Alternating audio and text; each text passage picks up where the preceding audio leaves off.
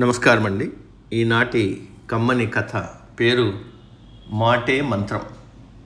వినిపిస్తున్నది మీ విజయభాస్కర్.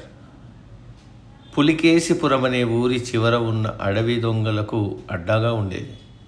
ఆ అడవి గుండా ఎవరైనా వెళ్తే వారిని అడ్డగించి సొత్తు ఎత్తుకెళ్ళేవారు.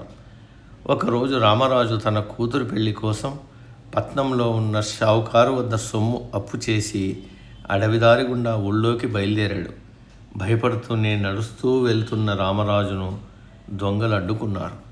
అతన్ని చుట్టుముట్టి సొత్తు ఇవ్వు, లేకుంటే చంపేస్తామని బెదిరించారు. వారి మాటలకు భయపడిన రామరాజు తన వద్ద ఉన్న సొమ్మును వారి ఎదుట పెట్టి, అయ్యా, నా కూతురి పెళ్లి కోసం అప్పు చేసి తీసుకెళ్తున్నా. దీన్ని దోచుకుని ఒక ఆడపిల్ల పెళ్లిని చెడగొట్టేంత దుర్మార్గులు కారనుకుంటా మీరు. మీకు ఆడబిడ్డలు ఉండొచ్చు. పోనీ ఈ సొమ్ము తీసుకుని నన్ను చంపేయండి. ఎందుకంటే డబ్బు లేక నా ఆడబిడ్డ పెళ్ళి ఆగిపోతే ఆ బాధ నేను తట్టుకోలేను అని అన్నాడు.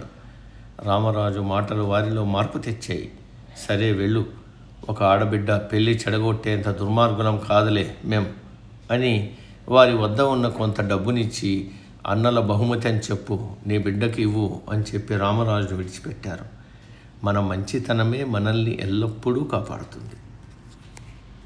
సమ